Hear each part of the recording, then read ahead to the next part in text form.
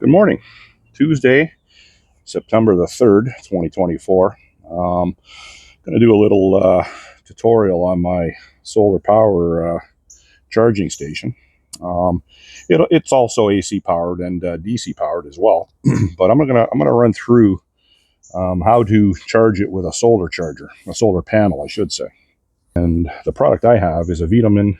This is called the 1500 Flashspeed. So it's 1500 watts continuous, and I think it's 2000 watts peak. But you never want to run it at, you don't even want to run it at 1500. 1300 I think would be, it wouldn't harm the actual power station. But anyhow, I've never ran it that high. So I got my new VTOMAN 220 watt solar panel. It's foldable. I'm going to set it up, and it's compatible with this unit. It's 40 volts, like I said, 220 watts. So I've never used it before. I've never solar charged this unit either. I drained it down on purpose, cooking using my sous vide cooker in my apartment, and the sous vide cooker ran at around 750 watts. So this unit is 1548 watts, watt hours. So what that means, to simplify it, my sous vide cooker draws 750 watts. So this, from a full charge, will run my sous vide cooker for 2 hours. So 750 watts translates into, if you divide it into the 1548 watt hours, it 2 hours. So now my fridge and my refrigerator and freezer combo, it's a little bit bigger than an apartment size fridge. It draws 160 watts. It's about a 15-year-old fridge, so it's not completely as efficient as a newer one, but it's not bad. So it draws around 160, 170. So this will run, if you divide that into 1500, what's that? It'll 10, 12, 10 hours, maybe 13, 14 hours, top of my head.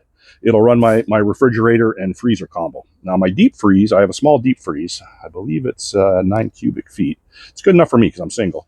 I have no kids. It draws around, I think it was 80 watts. So this will run my chest freezer for, what are we looking at here? Oh, I don't know, 16 hours, 17 hours. So it's good for my application. I also have another VTOMAN.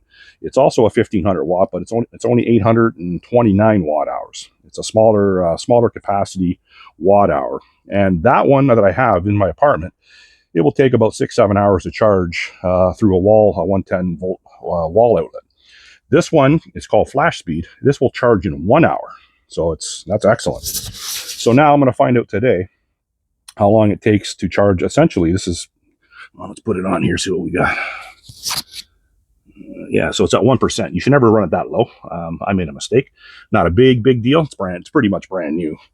So I'm going to see how long it takes to charge with a 220 watt panel. VTOMAN also makes a 400 watt, but I didn't get that one. They're quite pricey. This is in Canadian dollars. I live in Canada. This one from Amazon, delivered with tax, was over 600. I bought this when the prices were higher. I'm not even sure exactly what I paid, but it was maybe 12 or 1300. Now they're around $1,000. So you can get the whole setup now. I don't know. I think with this, it's 1,000 plus tax. Maybe 1,800. I'm thinking for the 220. So they're not cheap, but they have gone down in price. Now this is a solar, a portable power bank. Now that's rated at 30,000 milliamps. So this is good for charging your cell phones. You can plug in lights, USB lights. What else can you charge? You can charge anything up to, I think, 5 watts. I don't think this is good for laptops, but it's good for tablets. Now this has a built-in solar charger, but they're more or less, they don't work very well. And it's rated at 30,000. Realistically, it's probably 20,000. So, but this one I've used quite a bit. I've had this over a year. This one is actually good. Now this is a 28 watt foldable solar panel that will charge that. It'll also charge your cell phones, and I believe, don't quote me, but I believe this might charge laptops. No, this won't charge a laptop, I don't think. But anyhow, what this will do, it will charge this. So this one actually is not really that discharged. But I'm just going to set it up for demonstration purposes. This one's supposed to be one of the best ones on the market. I've had no problems with the VTOMAN either. But I'm gonna set it up, and then I'm gonna go over a little bit of a preparedness tutorial on dried food, freeze-dried food, and dry side dishes.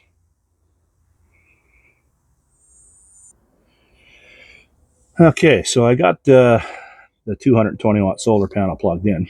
As you can see, it's flashing at 1%. The time now is 10:30 in the morning. It's inputting into the solar charger. Well, yeah, 3%. So that is not good. But I'll explain why. Okay, so this is the panel. It folds out to about, I would say, 8 feet. Bigger than I thought. Well, I knew it was 8 feet. Just anyhow, it's a little bit bigger. So the sun right now, as everyone knows, rises out of the east.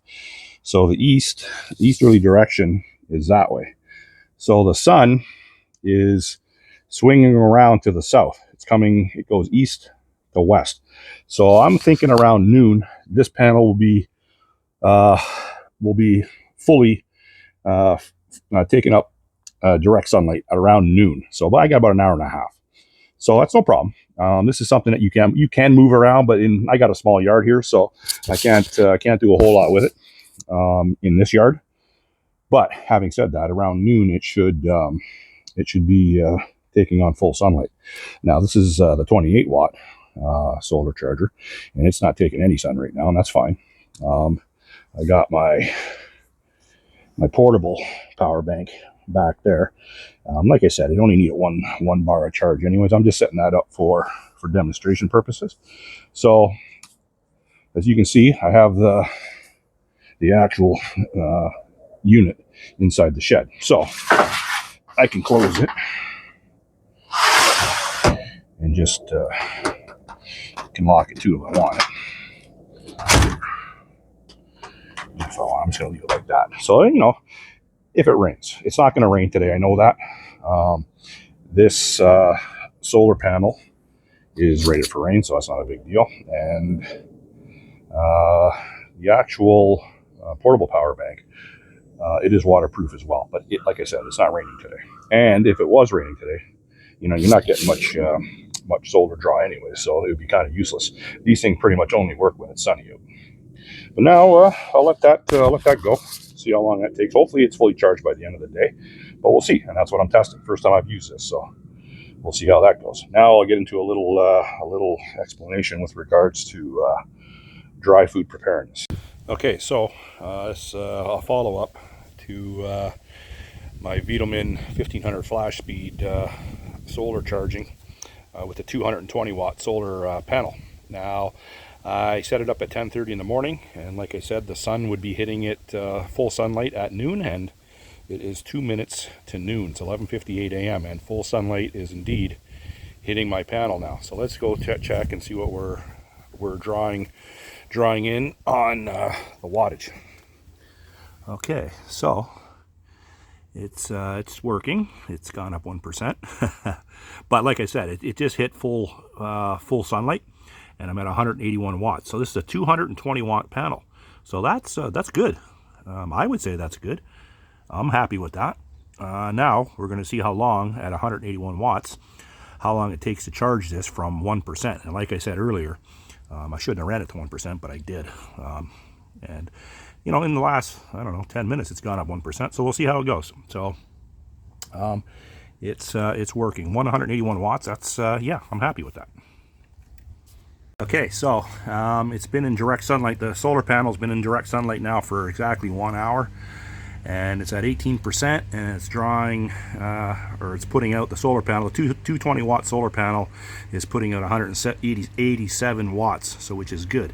I'm happy with that. So it's going pretty good.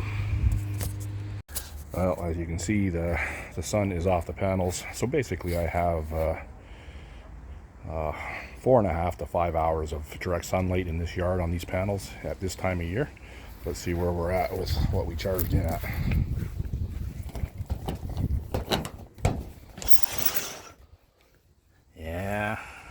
58%.